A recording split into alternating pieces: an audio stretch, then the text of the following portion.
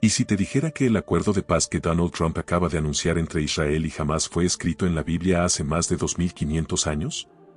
¿Y si las palabras que usó para describir este acuerdo, paz fuerte, duradera y eterna, son exactamente las mismas palabras sobre las que la Escritura nos advierte antes de la destrucción final? ¿Y si todo lo que te enseñaron sobre quiénes son los verdaderos hijos de Israel, quienes fueron realmente el pueblo escogido, ha sido una de las mayores mentiras jamás contadas? En las últimas 72 horas ocurrió algo que los estudiosos de la Biblia nunca pensaron ver en su vida. Israel y Hamás acordaron un alto al fuego, un intercambio de rehenes y una retirada militar de Gaza. Y no se trata solo de estas dos partes. Este acuerdo involucra a Estados Unidos impulsando el plan, a Egipto y Qatar como mediadores, a Arabia Saudita, Turquía y Jordania brindando apoyo regional, e incluso a la Unión Europea prometiendo fondos de reconstrucción. A esto la Biblia lo llama un pacto con muchos. Y si conoces las Escrituras, sabes exactamente lo que significa. Antes de continuar, no te olvides de suscribirte al canal. Todos los días subimos un nuevo canal que transformará tu fe y te acercará más a Dios. Continuemos. Pero esto es lo que no quieren que sepas. El pueblo que más ha sufrido en la historia, el pueblo arrancado de su tierra, esclavizado durante 400 años y despojado de su identidad, ese pueblo es el verdadero pueblo de Israel. No los que ves en la televisión. No los que dirigen el Estado moderno de Israel hoy. Los verdaderos descendientes de Abraham, Isaac y Jacob han estado ocultos a simple vista. Y su despertar es lo que más teme el enemigo. Después de este video, nunca volverás a ver el mundo de la misma manera. Nunca volverás a leer tu Biblia de la misma manera. Y entenderás por qué todo lo que está sucediendo ahora mismo, desde el acuerdo de paz de Trump hasta los planes para un tercer templo en Jerusalén, no es algo al azar. Es profecía desplegándose en tiempo real. Y tú eres parte de esta historia, lo sepas o no. Así que déjame preguntarte esto. ¿Estás listo para ver la verdad? ¿Estás listo para descubrir quién eres realmente? Porque una vez que lo sepas, no hay vuelta atrás. Déjame mostrarte algo que te estremecerá hasta lo más profundo. Abre tu Biblia en Apocalipsis 1, 14-15. Esto es lo que vio Juan cuando tuvo una visión de Jesucristo en su forma glorificada. Su cabeza y sus cabellos eran blancos como la lana, blancos como la nieve, y sus ojos como llama de fuego. Y sus pies semejantes al bronce bruñido, refulgente como en un horno, y su voz como estruendo de muchas aguas. Ahora, detente ahí. Sus pies eran como bronce al rojo vivo en un horno. Eso no es una metáfora. Es una descripción. Cuando el bronce se calienta en un horno, adquiere un color oscuro, profundo y brillante. Este es el color del bronce quemado. El mismo color que describe la piel de las personas que vivieron en esa región durante miles de años. Los hebreos, los israelitas, las personas a quienes hoy llamamos negras. Pero nunca has visto a ese Jesús en una pintura, ¿verdad? Cada imagen que te han mostrado, desde la escuela dominical hasta Hollywood, presenta a un hombre blanco, de cabello largo y ojos azules. Un europeo, alguien que no se parece en nada al hombre descrito en la Escritura. ¿Por qué es eso? Porque si supieras cómo lucía realmente Jesús, si supieras quiénes eran realmente su pueblo, toda la estructura de poder de este mundo se derrumbaría. Déjame llevarte más profundo. Ve al Cantar de los Cantares 1, 5-6. La novia habla y dice, morena soy, oh hijas de Jerusalén, pero codiciable, como las tiendas de Sider, como las cortinas de Salomón. No reparéis en que soy morena, porque el sol me miró. Ella está defendiendo el color de su piel. Está diciendo, no me menosprecien porque soy negra. ¿Por qué tendría que decir eso, a menos que hubiera algo en su apariencia que llamara la atención? ¿Y quiénes son las hijas de Jerusalén? Son mujeres de Israel, mujeres israelitas. Y esta les está diciendo que tiene piel oscura. Eso es Escritura. No es mi interpretación. Es lo que dice. Ahora pasa a Jeremías 14:2. Dice, Judá se lamenta, sus ciudades languidecen, se entristecen por la tierra, y el clamor de Jerusalén sube. Sus nobles envían a sus criados por agua, van a las cisternas, y no hallan agua, vuelven con sus vasijas vacías, avergonzados y confundidos, cubren sus cabezas. Y luego dice esto, están negros sobre la tierra. El pueblo de Judá, una de las 12 tribus de Israel, se describe como negro, no bronceado, no quemado por el sol. Negro. La palabra hebrea utilizada aquí es la misma que se usa para describir el color de la noche, de los cuervos, de la madera carbonizada. No es lenguaje simbólico. Es una descripción literal de su apariencia durante un tiempo de luto y hambruna. Pero espera, hay más. Ve al libro de Amós 9:7. Dios habla a los hijos de Israel y dice, ¿no sois vosotros para mí como hijos de etíopes, o hijos de Israel? Dice Jehová, ¿quiénes son los etíopes, cusitas? Son el pueblo de Cus, la antigua Etiopía. La Biblia compara directamente a los israelitas con los etíopes. ¿Por qué haría Dios esa comparación, a menos que hubiera un parecido físico? A menos que israelitas y cusitas compartieran el mismo tono de piel, los mismos rasgos, la misma apariencia. Es Dios mismo quien establece la conexión. Y luego está Lamentaciones 5:10, nuestra piel se ennegreció como un horno a causa del ardor del hambre. De nuevo, la palabra negra. El pueblo de Israel describiendo su propia piel como negra, no como una maldición, no como castigo, simplemente como un hecho. Así eran. Así se veían.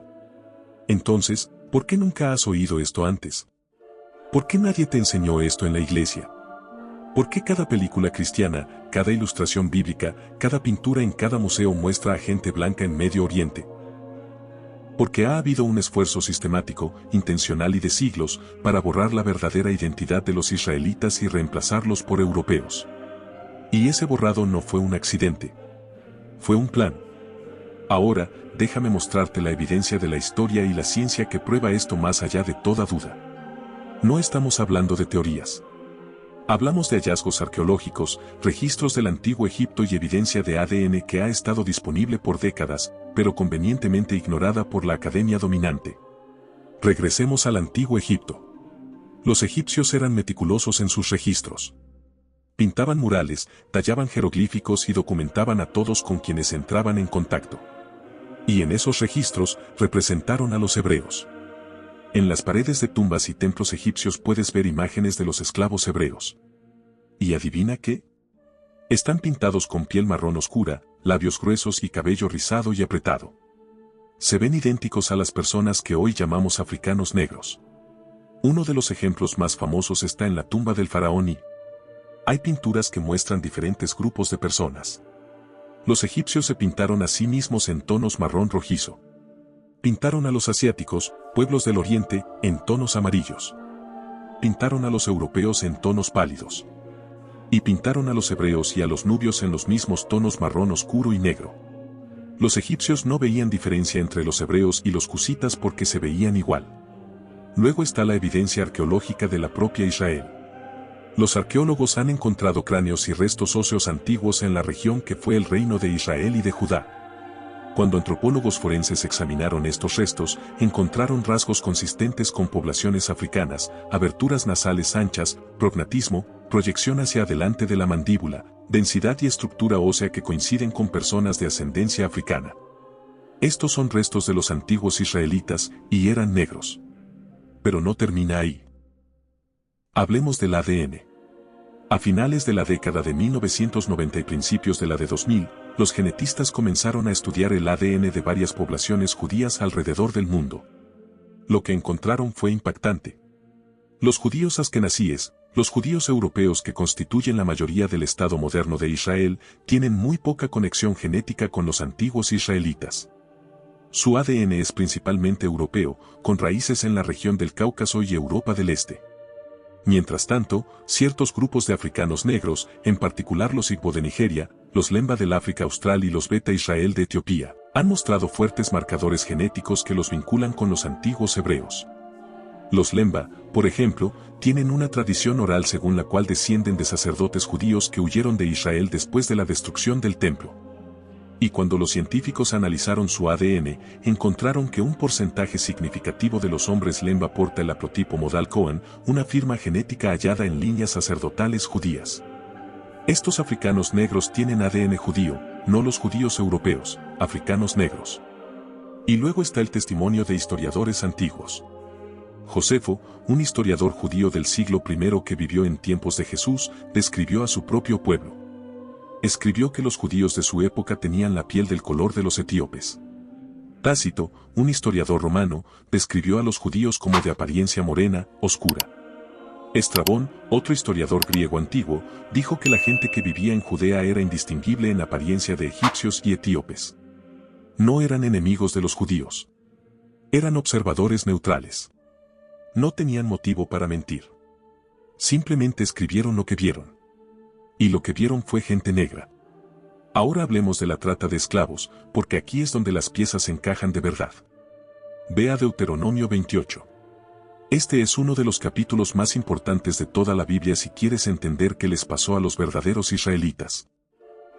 En este capítulo, Moisés advierte a los hijos de Israel sobre lo que les sucederá si se apartan de Dios.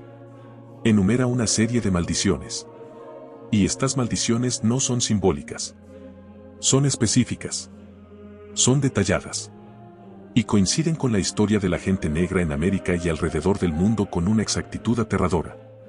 El versículo 15 dice, pero acontecerá, si no oyeres la voz de Jehová tu Dios, para procurar cumplir todos sus mandamientos y sus estatutos, que vendrán sobre ti todas estas maldiciones, y te alcanzarán.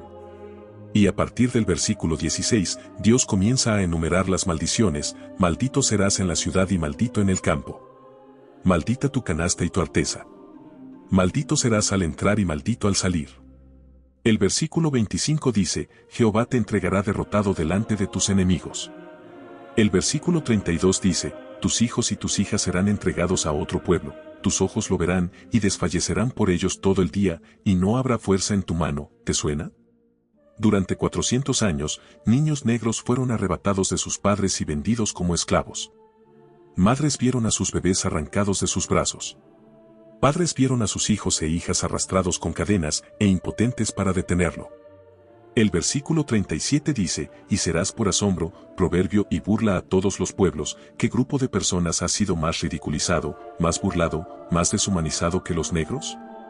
Desde shows racistas hasta caricaturas denigrantes, pasando por ser llamados salvajes e infrahumanos, esta maldición se ha cumplido en cada generación. Pero aquí está el versículo que lo sella, el versículo 68. Y Jehová te hará volver a Egipto en barcos, por el camino del cual te dije, nunca más volverás, y allí seréis vendidos a vuestros enemigos por esclavos y esclavas, y no habrá quien os compre. De vuelta a Egipto en barcos.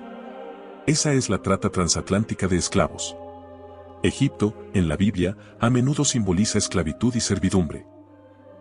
Y se les dijo a los israelitas que volverían a ese lugar de servidumbre no caminando, sino en barcos. Desde los años 1500 hasta los 1800, millones de africanos negros fueron sacados por la fuerza de la costa occidental de África, cargados en barcos negreros y llevados a las Américas. Fueron vendidos como esclavos y esclavas. Y aun cuando la esclavitud fue abolida legalmente, siguieron esclavizados económica, social y mentalmente. Nadie quiso comprarlos como iguales. Esa profecía se cumplió palabra por palabra. Ahora déjame decirte por qué importa. Las personas llevadas de África Occidental no eran tribus al azar. Muchos eran descendientes de israelitas que huyeron a África después de la destrucción de Jerusalén en el año 70 después de Cristo. Los romanos saquearon la ciudad, mataron a más de 1 millón de judíos, destruyeron el templo y dispersaron a los sobrevivientes. Muchos huyeron hacia el sur, a África. Se asentaron en regiones que hoy son Nigeria, Ghana, Senegal, Angola y otras zonas de África Occidental. Vivieron allí por más de 1000 años. Preservaron algunas de sus costumbres, sus leyes dietéticas, la circuncisión, la observancia del sábado. Pero con el tiempo se mezclaron con las poblaciones locales. Perdieron su lengua hebrea. Perdieron sus registros escritos. Pero nunca olvidaron quiénes eran. Y entonces llegaron los barcos esclavistas. Y esos descendientes de Israel fueron reunidos a la fuerza, encadenados y enviados a través del Atlántico para ser esclavizados en una tierra extranjera. Tal como dijo la Biblia. ¿Quieres pruebas? Mira las tribus. El pueblo Igbo de Nigeria tiene tradiciones que rastrean su ascendencia hasta Israel. Practican la circuncisión al 8º día, igual que los israelitas. Tienen nombres como Leví, Judá, Gad y Simeón. Observan un día de descanso. Evitan comer cerdo. No son coincidencias. Son vestigios de una herencia que nunca fue borrada del todo. El pueblo Lember de Zimbabue y Sudáfrica también afirmó tener ascendencia judía y, como dije antes, las pruebas de ADN lo confirmaron. Portan los marcadores genéticos de la línea sacerdotal judía. Los Beta Israel de Etiopía han sido reconocidos como judíos por el Estado moderno de Israel y muchos de ellos han sido trasladados por aire a Israel en las últimas décadas. Pero aquí está la ironía. Son negros. No se parecen a los judíos askenazí que dirigen Israel hoy. Y a menudo son tratados como ciudadanos de segunda clase en la misma tierra de la que proceden sus antepasados. Así que déjame dejar esto claro. Las personas que hoy se llaman a sí mismas judías, los judíos askenazí que fundaron el Estado moderno de Israel en 1948, no son los descendientes biológicos de los antiguos israelitas. Son conversos. Son descendientes de los cázaros, un pueblo túrquico-mongol de Europa del Este que se convirtió al judaísmo en el siglo VIII después de Cristo. Esto no es una teoría de conspiración. Es historia documentada. Arthur Clare escribió un libro entero al respecto llamado La 13ª tribu. Los estudios genéticos lo han confirmado. Los judíos askenazíes son europeos, no semitas. Pero los verdaderos descendientes, los que llevan la sangre de Abraham, Isaac y Jacob, están esparcidos por todo el mundo. Y muchos de ellos son negros. Muchos están en América. Muchos están en el Caribe. Muchos están en Sudamérica. Muchos siguen en África. Y durante 400 años les han dicho que no son nada, que están malditos, que son inferiores, que no tienen historia, ni herencia, ni conexión con nada grandioso. Pero eso es una mentira. Tú eres Israel. Siempre lo fuiste. Y el enemigo ha trabajado horas extra para asegurarse de que nunca lo descubrieras. Ahora, permíteme llevarte en un viaje por la historia. Un viaje que te mostrará cómo el pueblo de Israel pasó de ser una nación poderosa bajo el rey David y el rey Salomón a convertirse en el pueblo más oprimido, disperso y olvidado de la faz de la tierra. Esto no es solo historia antigua. Esta es tu historia. Todo comienza con Abraham. Dios llamó a Abraham de los caldeos y le hizo una promesa. Génesis 12:2, haré de ti una nación grande y te bendeciré. Engrandeceré tu nombre y serás bendición. Esa promesa pasó a su hijo Isaac y luego a su nieto Jacob. Y Dios cambió el nombre de Jacob a Israel. De Jacob salieron 12 hijos. Y esos 12 hijos se convirtieron en las 12 tribus de Israel: Rubén, Simeón, Leví, Judá, Dan, Neftalí, Gad, Aser, Isaacar, Zabulón, José y Benjamín. Estas 12 tribus bajaron a Egipto durante una hambruna. José, que había sido vendido como esclavo por sus hermanos, había llegado a ser el segundo hombre más poderoso de Egipto. Llevó a su familia a Egipto para salvarlos del hambre. Y allí se quedaron por más de 400 años. Génesis 15:13, entonces el Señor le dijo: ten por seguro que tus descendientes serán forasteros en una tierra que no es de ellos, y allí serán esclavizados y maltratados por 400 años. 400 años. ¿Ese número te suena familiar? ¿Por qué debería? La trata transatlántica de esclavos también duró aproximadamente 400 años. Desde 1619, cuando los primeros esclavos africanos llegaron a Virginia, hasta el movimiento por los derechos civiles de la década de 1960. La historia se repite. La profecía se repite. Y el mismo pueblo que fue esclavizado en Egipto fue esclavizado de nuevo en las Américas. Pero sigamos. Después de 400 años en Egipto, Dios levantó a Moisés. Moisés confrontó al faraón, trajo las 10 plagas y sacó a los israelitas de la esclavitud. Este es el Éxodo, la historia más famosa de la Biblia. Y cuando salieron de Egipto, no eran un grupo pequeño. Éxodo 12:37 dice que había unos 600,000 hombres de a pie, sin contar mujeres y niños. Eso significa que eran más de 2 millones de personas, una nación en marcha. Vagaron por el desierto 40 años por su desobediencia. Y luego, bajo el liderazgo de Josué, entraron en la tierra prometida, la tierra de Canaán, la tierra que ahora se llama Israel y Palestina. Conquistaron la tierra, expulsaron a las naciones paganas y se establecieron como pueblo. Durante varios cientos de años, fueron gobernados por jueces, líderes como Gedeón, Sansón, Débora y Samuel. Luego el pueblo pidió un rey. Así que Dios les dio a Saúl. Pero Saúl desobedeció a Dios y Dios lo rechazó. Después vino David, un pastor que mató a Goliat y se convirtió en el mayor rey que Israel tuvo. 2 Samuel 7:16, tu casa y tu reino serán firmes para siempre delante de mí, tu trono será establecido eternamente. Esa es la promesa que Dios le hizo a David, un reino eterno, un trono eterno. Y ese trono pertenecería un día a Jesucristo, el hijo de David, el rey de reyes. El hijo de David, Salomón, tomó el trono después de él. Y bajo Salomón, Israel alcanzó su apogeo. 1 Reyes 4:21 dice, Salomón dominaba todos los reinos desde el río Eufrates hasta la tierra de los filisteos y hasta la frontera de Egipto. Tenía sabiduría. Tenía riqueza. Tenía poder. Construyó el primer templo en Jerusalén, la casa de Dios. Naciones de todo el mundo venían a ver su gloria. La reina de Saba viajó desde África solo para contemplarlo. Y cuando vio el reino de Salomón, dijo, ni la mitad me habían contado. Pero esto es lo que la mayoría no sabe. Salomón tuvo 700 esposas y 300 concubinas. Y muchas de ellas eran mujeres extranjeras, de Egipto, Moab, Amón, Edom, Sidón y la tierra de los hititas. Y esas mujeres trajeron con ellas sus falsos dioses. 1 Reyes 11:4 dice, cuando Salomón envejeció, sus mujeres inclinaron su corazón tras dioses ajenos, y su corazón no fue perfecto con Jehová su Dios, como el corazón de su padre David. Dios se enojó y, por el pecado de Salomón, dijo que arrancaría el reino del hijo de Salomón, pero no todo. Por amor a David, dijo que dejaría una tribu. Así que cuando Salomón murió, el reino se dividió. 10 tribus en el norte formaron el reino de Israel bajo Jeroboam. 2 tribus en el sur, Judá y Benjamín, formaron el reino de Judá bajo Roboam, el hijo de Salomón. Esto ocurrió alrededor del 930 a.C. Y desde ese momento, el pueblo de Dios quedó dividido. El reino del norte de Israel duró unos 200 años, pero cayeron en idolatría. Adoraron a Baal. Levantaron becerros de oro. Ignoraron a los profetas que Dios envió para advertirles. Así que en el 722 a.C., Dios permitió que los asirios invadieran. El imperio asirio llegó como una inundación y conquistó el reino del norte. Tomaron cautivas a las 10 tribus y las dispersaron por todo el imperio asirio. Esas 10 tribus nunca volvieron a verse como un grupo unificado. Se convirtieron en las tribus perdidas de Israel. Pero no estaban perdidas, estaban dispersas. Y muchos de ellos emigraron hacia el sur, a África. El reino del sur, Judá, duró un poco más. Pero también cayó en pecado. También ignoró a los profetas.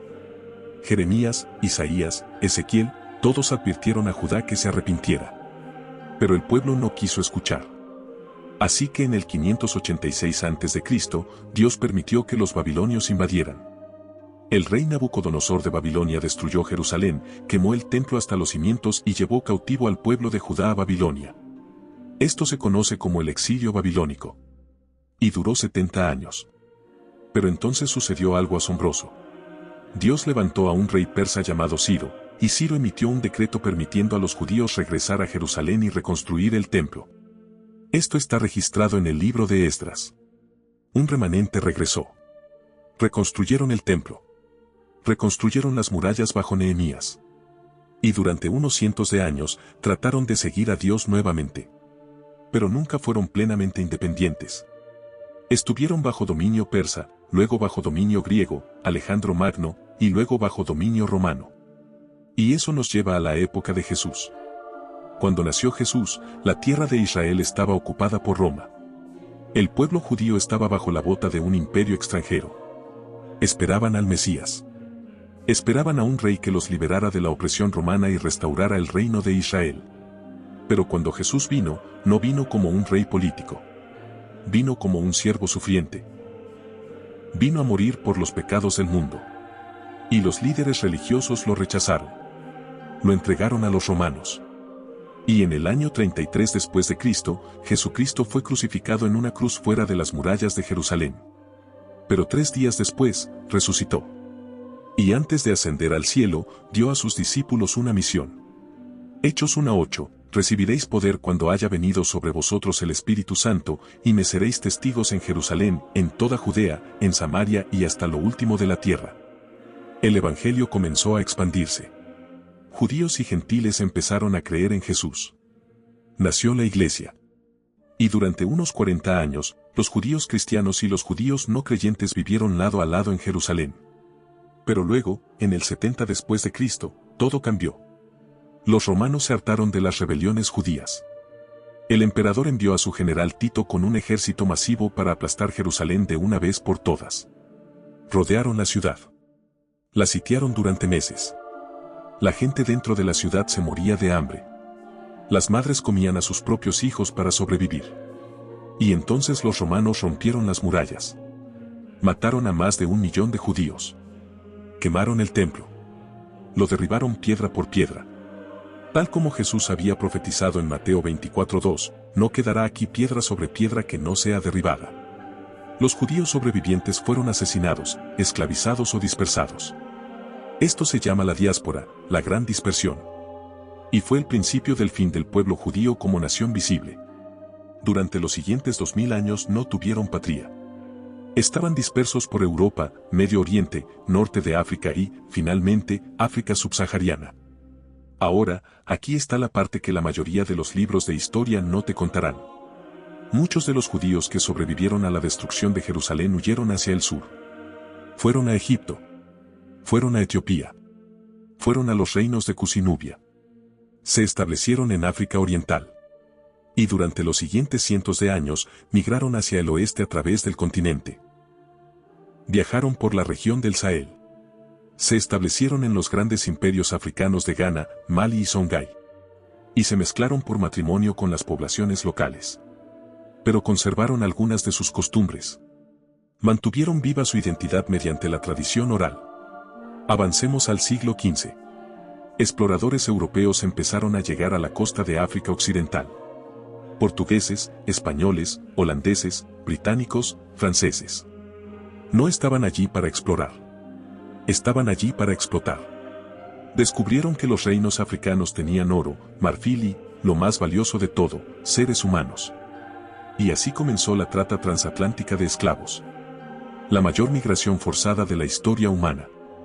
Más de 12 millones de africanos fueron capturados, encadenados y enviados a través del Océano Atlántico, apilados como carga en las bodegas de los barcos, despojados de sus nombres, sus lenguas, sus religiones, sus identidades. Y entre esos 12 millones estaban los descendientes de los israelitas. Las personas que habían huido de Jerusalén, las personas que habían mantenido vivas sus tradiciones en secreto. Fueron sacados de la costa de los esclavos, la costa del oro, el Golfo de Benín. Fueron sacados de las mismas regiones donde las tribus de Israel se habían asentado siglos antes.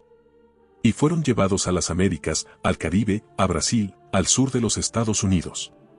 Y allí fueron esclavizados durante 400 años. 400 años. Igual que Egipto. Tal como dijo la profecía. Deuteronomio 28, 68, y Jehová te hará volver a Egipto en barcos. Allí seréis vendidos a vuestros enemigos por esclavos y esclavas. Fueron comprados y vendidos como ganado. Fueron golpeados. Fueron violados. Fueron hinchados. Sus familias fueron destruidas. Sus hijos fueron vendidos. Se les prohibió leer. Se les prohibió escribir. Se les prohibió practicar su religión. Todo lo que los hacía quienes eran les fue arrebatado. Y cuando finalmente terminó la esclavitud, no se les dieron reparaciones. No se les dio tierra. No se les dio igualdad. Se les dio segregación, leyes Jim Crow, aparcería, encarcelamiento masivo, racismo sistémico. La maldición continuó. Y mientras tanto, al mundo se le contaba otra historia. Se decía que los israelitas eran blancos, que los judíos eran europeos, que la gente de la Biblia tenía piel pálida y ojos azules. Y al hombre negro se le decía que no tenía historia, ni herencia, ni conexión con nada grande. Se le decía que estaba maldito. Se le decía que era descendiente de Cam, maldito para ser siervo de siervos, una mentira utilizada para justificar la esclavitud, la colonización y la opresión durante siglos. Pero aquí está la verdad. No eres descendiente de Cam. Eres descendiente de Sem. Eres la simiente de Abraham. Ustedes son los hijos de Israel. Y su despertar es lo que más temen. Ahora, déjame mostrarte cómo te ocultaron esta verdad. Cómo borraron sistemáticamente tu identidad y la reemplazaron con una mentira. Porque esto no fue un accidente. Fue un plan, una conspiración deliberada, calculada y multigeneracional para robar tu herencia y dársela a otra persona. Y comenzó en Roma. En el año 325 después de Cristo, el emperador romano Constantino convocó un concilio en la ciudad de Nicea.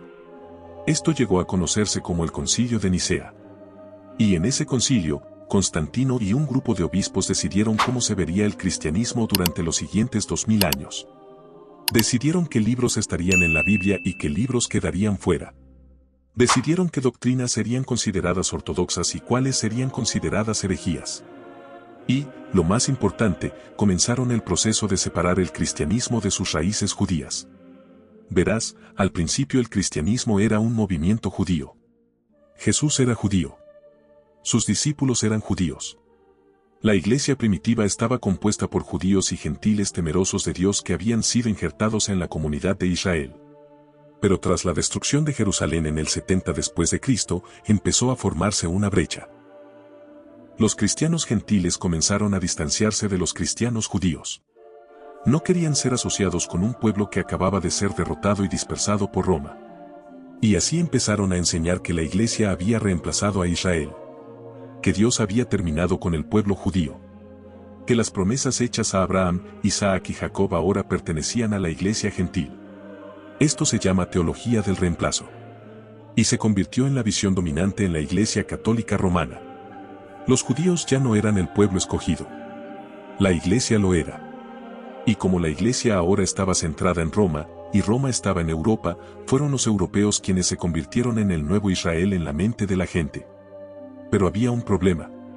Si vas a convencer a la gente de que los europeos son el nuevo pueblo escogido, también tienes que hacer que el pueblo escogido original parezca europeo. No puedes tener un Jesús negro. No puedes tener apóstoles negros.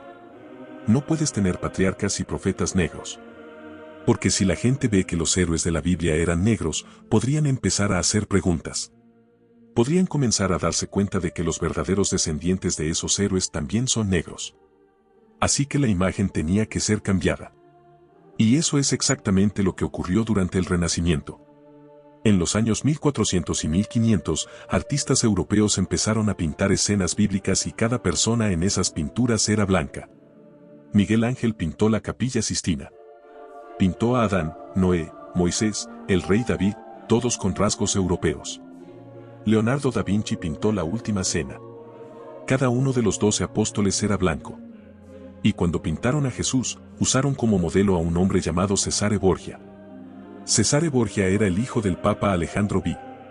Era un noble italiano. Tenía el pelo largo, barba y piel pálida. Y esa imagen se convirtió en la imagen de Jesús que el mundo entero conoce hoy. Pero era una mentira. Jesús no se parecía a Cesare Borgia. Jesús era un judío de Oriente Medio de Nazaret.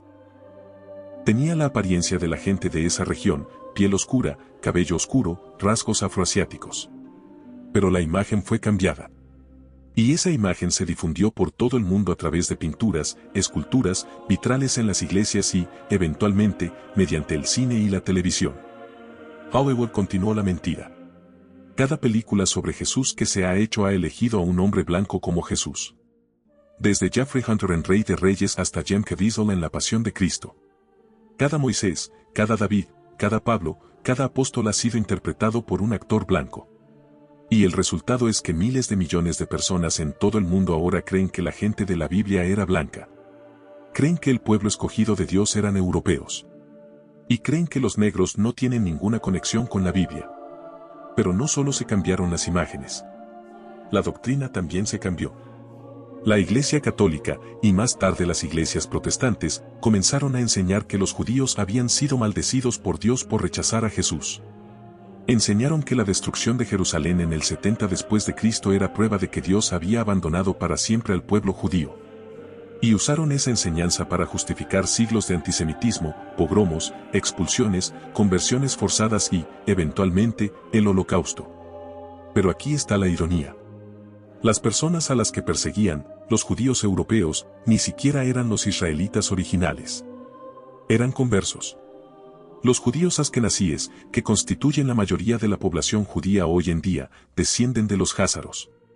Los jázaros eran un pueblo túrquico que vivía en la región entre el Mar Negro y el Mar Caspio, en lo que hoy es Ucrania, el sur de Rusia y Kazajistán. En el siglo VIII después de Cristo, el rey jázaro y sus nobles se convirtieron al judaísmo por razones políticas. con el tiempo, los jázaros se mezclaron con otras poblaciones de Europa Oriental. Se convirtieron en los judíos askenazíes. Y cuando emigraron hacia el oeste, a lugares como Polonia, Alemania y Rusia, llevaron el judaísmo con ellos. Pero no eran semitas.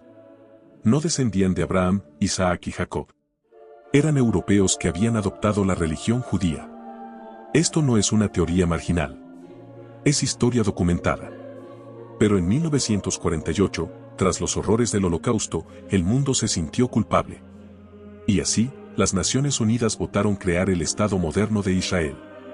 Le dieron la tierra de Palestina a los judíos europeos.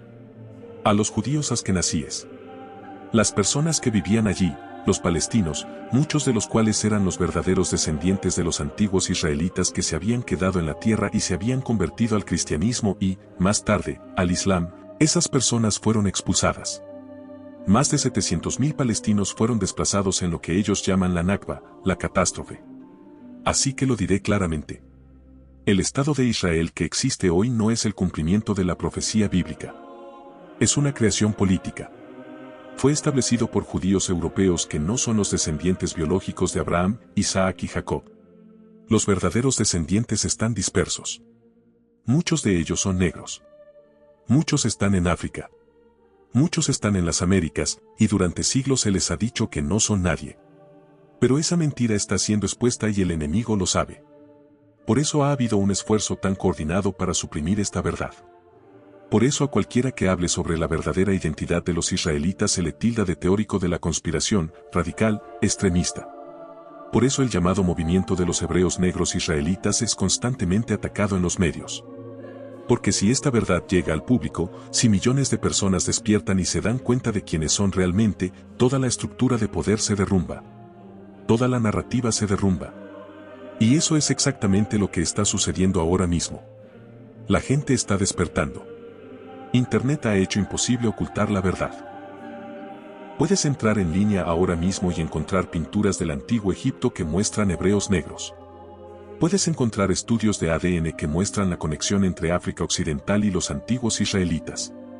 Puedes leer los testimonios de historiadores como Josefo y Tácito que describieron a los judíos como de piel oscura.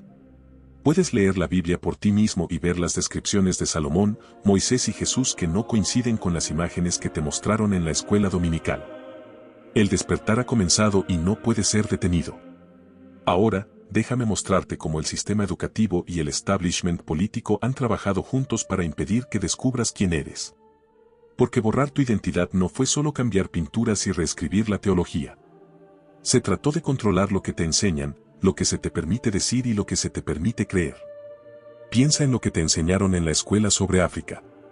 Te enseñaron que África era un continente oscuro, un lugar de salvajes y tribus primitivas, un lugar sin historia, sin civilización, sin contribución al mundo. Te enseñaron que los africanos fueron rescatados de sus costumbres atrasadas por colonizadores europeos que les llevaron el cristianismo, la educación y la civilización. Esa es la narrativa. Eso es lo que se ha inculcado en la mente de cada niño, negro y blanco, durante generaciones. Pero eso es una mentira. África fue la cuna de la civilización. Los antiguos egipcios eran africanos. El reino de Kus, el reino de Aksum, el imperio de Malí, el imperio Songhai, el reino de Zimbabue. Eran civilizaciones avanzadas con redes comerciales, universidades, sistemas legales y maravillas arquitectónicas que rivalizaban con cualquier cosa en Europa. Tombuctú, en Malí, tenía una de las bibliotecas más grandes del mundo en el siglo XIV. La Universidad de Sankore enseñaba matemáticas, astronomía, medicina y teología a miles de estudiantes. Pero nunca te enseñaron eso en la escuela. ¿Por qué no?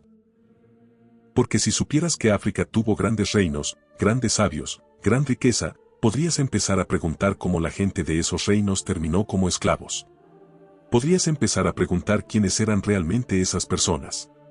Y podrías empezar a unir los puntos. Podrías darte cuenta de que las personas esclavizadas no eran salvajes primitivos. Eran descendientes de los israelitas. Eran personas con historia, con herencia, con una relación de pacto con el Dios Altísimo. Así que, en su lugar, los libros de texto borran a África. Empiezan la historia en la antigua Grecia y Roma. Se saltan a Egipto o lo blanquean. Te enseñan que los egipcios no eran negros, aunque Egipto está en África. Te muestran imágenes de Cleopatra, que era griega, e ignoran las 29 dinastías anteriores que eran africanas negras. Te dicen que las pirámides no pudieron ser construidas por africanos, así que debieron ser construidas por extraterrestres. Cualquier cosa para evitar dar crédito a la gente negra. Y cuando hablan de la esclavitud, lo suavizan. La llaman la institución peculiar. Enseñan que terminó con la guerra civil, como si todo estuviera bien después de eso. No te enseñan sobre el sistema de arrendamiento de convictos que sustituyó a la esclavitud. No te enseñan sobre la masacre racial de Tulsa, donde una próspera comunidad negra llamada Black Wall Street fue incendiada por una turba blanca. No te enseñan sobre el redlining, sobre la discriminación en la vivienda, sobre la ley GI que excluyó a los veteranos negros. No enseñan la verdad completa porque la verdad completa revelaría que el sistema fue diseñado para mantener oprimidos a los negros, y que esa opresión no fue al azar. Fue dirigida. Fue profetizada. Ahora hablemos de los académicos, los llamados expertos que controlan lo que se considera historia legítima y lo que se considera marginal. Si eres un académico negro y empiezas a investigar la identidad israelita de los pueblos africanos, te van a silenciar. Tu trabajo será desestimado como afrocentrismo. Te acusarán de intentar robar la identidad judía. Serás marginado, se te retirará la financiación y serás incluido en listas negras de instituciones académicas. Pero si eres un académico blanco y escribes un libro afirmando que los europeos son las tribus perdidas de Israel, esa teoría se toma en serio. El israelitismo británico, la creencia de que el pueblo británico desciende de las 10 tribus perdidas, fue ampliamente aceptado en el siglo XIX y aún se enseña en algunos círculos hoy. Movimientos de identidad cristiana en Estados Unidos enseñan que los europeos blancos son los verdaderos israelitas y que los judíos son impostores. Eso se considera teología. Pero cuando la gente negra dice lo mismo, respaldado por la escritura, respaldado por evidencia de ADN, respaldado por registros históricos, se le llama secta. ¿Por qué el doble rasero? Porque el establishment no puede permitir que la gente negra recupere su identidad. Si la gente negra se da cuenta de que son los verdaderos hebreos, el verdadero pueblo escogido, los verdaderos hijos de la promesa, entonces todo el sistema pierde su poder. La supremacía blanca pierde su base. El Estado moderno de Israel pierde su legitimidad. Toda la narrativa occidental sobre historia, religión y raza se derrumba. Así que tienen que mantener viva la mentira. Y lo hacen mediante el control. Controlan las universidades. Controlan las editoriales. Controlan los medios. Controlan la narrativa. Y a cualquiera que desafíe esa narrativa lo atacan. Mira lo que le pasó a Kanye West en 2022. Kanye, que ahora se hace llamar Ye, empezó a hablar públicamente sobre que la gente negra es la verdadera judía. Se puso una camiseta de White Lives Matter para hacer una declaración sobre la hipocresía de las narrativas raciales. Dijo que la élite judía controla la industria del entretenimiento y ha estado explotando a artistas negros durante décadas. ¿Y qué pasó? Lo cancelaron. Le cerraron las cuentas bancarias. Le rescindieron acuerdos comerciales. Lo calificaron de enfermo mental y antisemita. Ahora bien, ¿dijo Kanye algunas cosas mal expresadas? Sí. ¿Expresó frustración de maneras incendiarias? Sí. Pero el núcleo de lo que estaba diciendo, que la gente negra ha sido sistemáticamente oprimida y que hay una historia oculta sobre su identidad, esa parte era cierta. Pero la verdad no importa cuando amenaza a la estructura de poder. Así que lo silenciaron. Lo pusieron como ejemplo. Enviaron un mensaje a cada otra figura pública negra: no hablen de esto. No hagan estas preguntas o serán destruidos. Lo mismo le pasó a Kyrie Irving. La estrella de la NBA compartió un enlace a un documental que exploraba la historia de los hebreos negros. Ni siquiera hizo una declaración. Solo compartió un enlace y de inmediato lo etiquetaron como antisemita. Fue suspendido de los Brooklyn Nets. Se le obligó a disculparse. Se le exigió reunirse con líderes judíos y someterse a capacitación en sensibilidad. Todo por compartir información. Todo por hacer preguntas. Esto no trata de proteger a los judíos del odio. Trata de proteger una mentira de ser expuesta. Porque si la gente empieza a ver ese documental, si la gente empieza a leer esos libros, si la gente empieza a estudiar las escrituras por sí misma, se dará cuenta de que todo lo que le han enseñado está al revés. Se dará cuenta de que los oprimidos son en realidad los escogidos, y los supuestos escogidos son en realidad los opresores. Y eso nos lleva a la mayor conspiración de todas, la creación del Estado moderno de Israel y el movimiento sionista. Ahora, antes de cerrar la mente, escúchame. No estoy hablando de los judíos como individuos. Estoy hablando de una ideología política. El sionismo es la creencia de que el pueblo judío tiene derecho a regresar a la tierra de Israel y establecer un Estado judío.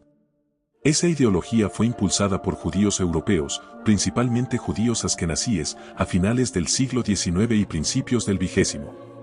Theodor Herzl, el fundador del sionismo moderno, no estaba motivado por la creencia religiosa. Estaba motivado por el auge del antisemitismo en Europa y el deseo de que los judíos tuvieran su propia nación donde estar seguros. Después de la Segunda Guerra Mundial y el Holocausto, el mundo sintió una inmensa culpa. Así que en 1948, las Naciones Unidas votaron para partir Palestina y crear el Estado de Israel. La tierra fue dada a judíos europeos, la mayoría de los cuales nunca habían puesto un pie en Oriente Medio. Y las personas que vivían allí, los palestinos, fueron expulsadas. Más de 700.000 palestinos se convirtieron en refugiados. Sus casas fueron tomadas, su tierra fue tomada, sus aldeas fueron destruidas y han estado viviendo en el exilio desde entonces. Ahora, aquí está la pregunta que nadie quiere hacer: ¿quiénes eran los palestinos? La narrativa que te han contado es que eran árabes que se mudaron a la tierra después de que los judíos se fueron. Pero eso no es cierto. Muchos palestinos son descendientes de los antiguos israelitas que nunca abandonaron la tierra. Después de la destrucción de Jerusalén en el 70 después de Cristo, no todos fueron exiliados. Muchos judíos se quedaron en la tierra. Con los siglos, algunos se convirtieron al cristianismo. Más tarde algunos se convirtieron al Islam, pero se quedaron. Son el pueblo indígena de esa tierra. Llevan la sangre de Abraham, Isaac y Jacob. Así que, cuando los judíos europeos llegaron y reclamaron la tierra, no estaban regresando a casa. Eran colonizadores. Y las personas que desplazaron eran los verdaderos descendientes de los antiguos israelitas. Esa es la amarga ironía.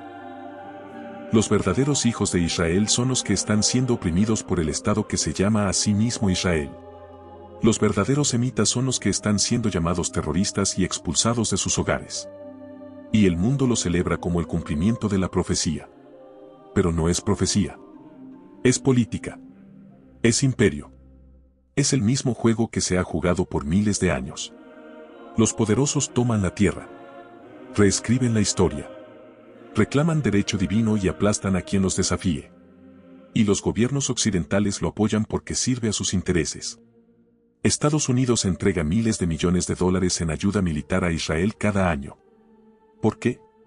Porque Israel es un aliado estratégico en Oriente Medio. Es un punto de apoyo del poder occidental en una región rica en petróleo y recursos. No tiene nada que ver con la voluntad de Dios. Tiene todo que ver con la geopolítica, pero lo envuelven en lenguaje bíblico para hacer que los cristianos lo apoyen. Dicen, debemos apoyar a Israel porque son el pueblo escogido de Dios. Pero no lo son. Son impostores, y el verdadero pueblo escogido está sufriendo mientras el mundo aplaude. Ahora quiero dejar algo muy claro. No estoy en contra del pueblo judío. No estoy en contra de ningún grupo de personas. Todos fuimos creados a imagen de Dios. Todos somos iguales ante Dios. Esto no trata de división.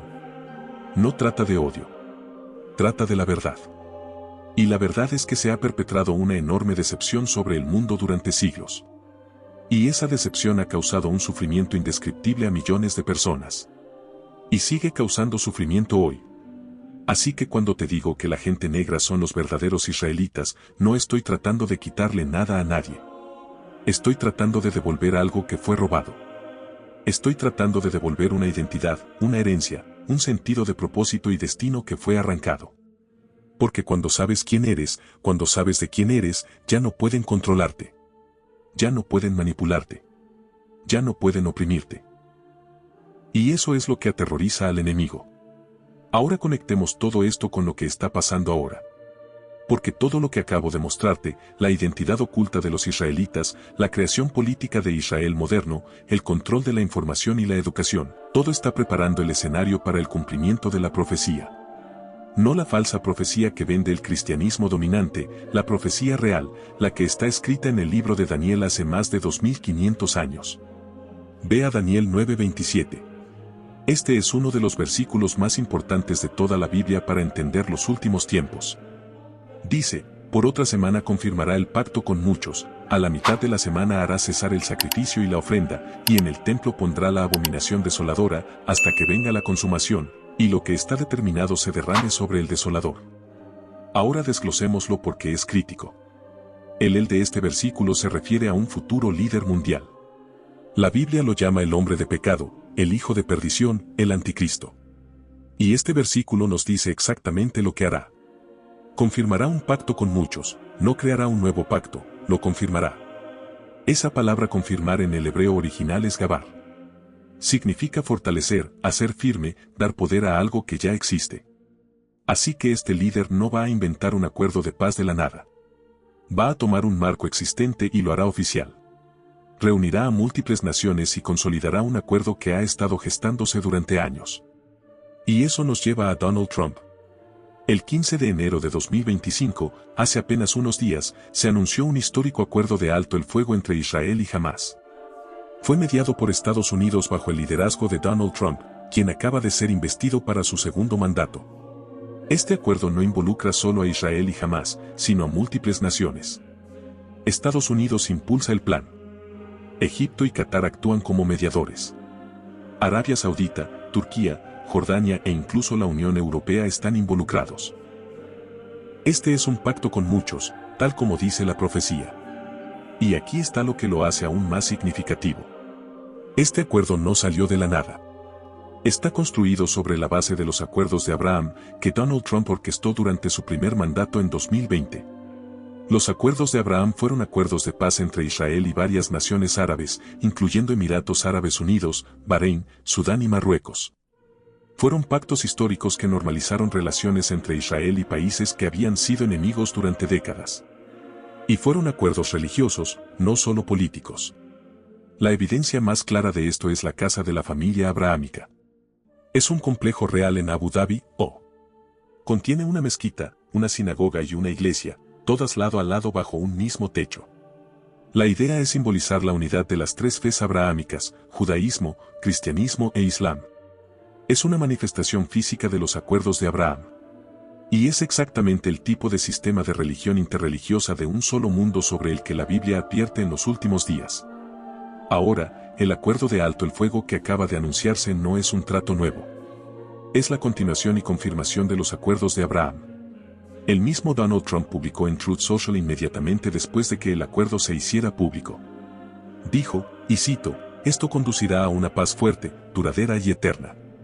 Paz eterna. Deja que eso penetre. Ahora ve a 1 Tesalonicenses 5:3, que cuando digan, paz y seguridad, entonces vendrá sobre ellos destrucción repentina, como los dolores a la mujer encinta, y no escaparán. La Biblia advierte que cuando el mundo empiece a celebrar paz y seguridad, es cuando viene la destrucción repentina. Y Donald Trump acaba de usar la frase exacta sobre la que la Escritura nos advierte, paz eterna. Esto no es una coincidencia. Es la profecía cumpliéndose ante nuestros ojos. Pero hay más. Daniel dice que este líder confirmará un pacto por una semana. En profecía bíblica, una semana significa 7 años. Así que este pacto debe durar 7 años. Y luego, a la mitad de los 7 años, después de 3 años y medio, el líder romperá el pacto. Pondrá fin al sacrificio y a la ofrenda. Eso significa que tiene que haber un templo. Tiene que haber un lugar donde se realicen sacrificios. Y eso significa que el tercer templo en Jerusalén debe ser edificado. Durante casi 2000 años no ha habido templo en Jerusalén. El segundo templo fue destruido por los romanos en el 70 después de Cristo. El sitio donde se erigía, el monte del templo, está ahora bajo control de Jordania. Y encima está la cúpula de la roca, uno de los lugares más sagrados del Islam. Durante décadas, reconstruir el templo parecía imposible. Pero las cosas están cambiando. Israel se ha estado preparando. Han entrenado a sacerdotes. Han confeccionado las vestiduras sacerdotales. Han creado los utensilios del templo. Todo está listo. Lo único que falta es el permiso para construir. Y ahora, con este nuevo acuerdo de paz, ese permiso podría estar por llegar. Están surgiendo informes de que el príncipe heredero saudí, Mohammed bin Salman, MBS, ha insinuado que las naciones árabes podrían permitir la construcción del tercer templo a cambio de un acuerdo de paz integral y una solución a la situación palestina. Y eso es exactamente lo que este alto el fuego está empezando a proporcionar. Así que déjame exponerlo con claridad. Donald Trump ha logrado un acuerdo de paz que involucra a Israel y a muchas naciones. Ese acuerdo se basa en los acuerdos de Abraham, que sentaron las bases religiosas y políticas. Trump usa el lenguaje de paz eterna, sobre el cual la Biblia advierte como señal de engaño. Y este acuerdo podría allanar el camino para construir el tercer templo, lo que cumpliría la siguiente parte de la profecía de Daniel. Todo se está alineando. Pero aquí es donde se vuelve aún más escalofriante. La profecía dice que el líder que confirma este pacto eventualmente se revelará como el anticristo. A mitad de los 7 años, romperá el pacto, detendrá los sacrificios y establecerá la abominación desoladora en el templo. 2 Tesalonicenses 2:4 describe este momento, el cual se opone y se levanta contra todo lo que se llama Dios o es objeto de culto, tanto que se sienta en el templo de Dios como Dios, haciéndose pasar por Dios. Este líder entrará al templo y se proclamará Dios. Esa es la blasfemia suprema. Ese es el momento en que comienza la gran tribulación. Y desde ese punto, se desplegarán los últimos 3 años y medio de la historia humana, un tiempo de sufrimiento, persecución y juicio como nunca ha visto el mundo. Ahora, muchos preguntan, ¿es Donald Trump el anticristo? No estoy aquí para decirte definitivamente sí o no, pero estoy aquí para mostrarte las señales. La Biblia nos da marcadores claros para identificar a esta figura, y Donald Trump cumple muchos de ellos. Déjame explicarte. Primero, Daniel 7 dice que el anticristo surgirá de la cuarta bestia, que representa al Imperio Romano. El Imperio Romano cayó, pero su legado vive en la civilización occidental. Estados Unidos, la Unión Europea, la OTAN, todos son extensiones del sistema romano. Donald Trump es un producto de ese sistema. Es un líder occidental con influencia global. Eso encaja. Segundo, Daniel dice que este líder arrancará de raíz a 3 reyes. En su primer mandato, Donald Trump desempeñó un papel en convulsiones políticas de múltiples naciones. Influyó en cambios de régimen. Se retiró de acuerdos internacionales. Perturbó el orden establecido. Si eso cuenta como arrancar de raíz a 3 reyes está por verse, pero el patrón está ahí. Tercero, el anticristo tendrá ojos de hombre y hablará palabras jactanciosas. Donald Trump es conocido por su retórica audaz, brusca y a menudo arrogante. Ha dicho cosas como, solo yo puedo arreglarlo. Nadie sabe más que yo de nada. Toda su marca se construye sobre la autopromoción y la grandiosidad. Eso encaja perfectamente con la descripción. Cuarto, el anticristo engañará mediante la paz. No conquistará por la guerra, sino por la diplomacia. Y eso es exactamente lo que Trump está haciendo. Está siendo aclamado como pacificador. Los acuerdos de Abraham fueron celebrados en todo el mundo. Este alto el fuego se califica de histórico. Se está posicionando como el hombre que puede traer paz a Oriente Medio, la región más volátil de la Tierra. Pero la Biblia advierte que esa paz es una mentira. Es una trampa y conducirá a la destrucción. Quinto, está Jared Kushner, el yerno de Trump. Kushner fue el arquitecto de los acuerdos de Abraham. Tiene vínculos profundos con Israel. Y aquí hay un detalle que ha levantado cejas entre los observadores de profecía. Durante un tiempo, la inmobiliaria de Kushner poseyó un edificio en el 666 de la Quinta Avenida de Nueva York. El número 666. Apocalipsis 13:18 dice, aquí hay sabiduría. El que tiene entendimiento, cuente el número de la bestia, pues es número de hombre, y su número es 666, ¿es coincidencia? Tal vez. O tal vez sea una señal. Y luego está el mapa de Trump para Gaza. Recientemente publicó una propuesta que divide Gaza en 12 zonas de control. 12 zonas. Ese número es significativo. Israel tenía 12 tribus. ¿Podría ser una referencia simbólica a la restauración de las 12 tribus bajo un nuevo orden? Algunos lo creen. Trump también ha dicho públicamente que este acuerdo podría resolver lo que llamó la catástrofe de hace 3000 años. Hace 3000 años fue la época del rey Salomón. Después de la muerte de Salomón, el reino de Israel se dividió en dos, Israel al norte y Judá al sur. Las 12 tribus se dividieron y nunca han sido reunificadas del todo. ¿Está Trump sugiriendo que su plan las reunirá? Si es así, es una afirmación audaz y se conecta directamente con la profecía del tiempo del fin. Ahora, quiero ser claro. No digo que Trump sea definitivamente el anticristo. Lo que digo es que está desempeñando un papel en el cumplimiento de la profecía. Si él es la figura final o solo un precursor, el tiempo lo dirá. Pero las señales son innegables. El pacto con muchos está siendo confirmado. Se está preparando el escenario para el tercer templo. El mundo está siendo condicionado para aceptar a un líder global que promete paz, y esa paz será el mayor engaño de la historia, porque Apocalipsis 6 describe al anticristo cabalgando un caballo blanco con un arco, pero sin flechas. Eso significa que conquistará no mediante la guerra, sino mediante la apariencia de paz. Engañará a las naciones. Será visto como un salvador. Y cuando el mundo finalmente diga paz y seguridad, vendrá la destrucción. Entonces, ¿dónde nos deja esto? ¿Qué hacemos con esta información? ¿Entramos en pánico? ¿Nos desesperamos? No. Despertamos. Nos preparamos. Velamos. Y recordamos que Dios sigue en control. Las profecías se están cumpliendo exactamente como fueron escritas. Y eso significa que vivimos en los últimos días. El capítulo final de la historia humana se está escribiendo ahora mismo. Y tú eres parte de él. Hablemos ahora de lo que esto significa para ti. Porque no eres un eslabón perdido en una historia antigua. No eres solo un nombre en un censo o una estadística en un libro de historia. Eres profecía viviente. Eres legado vivo. Y todo lo que has pasado, todo lo que tus antepasados soportaron, ha sido escrito y visto por Dios. Durante generaciones te han dicho que tu historia comenzó en cadenas. Que tu pueblo fue marcado para el sufrimiento y la servidumbre.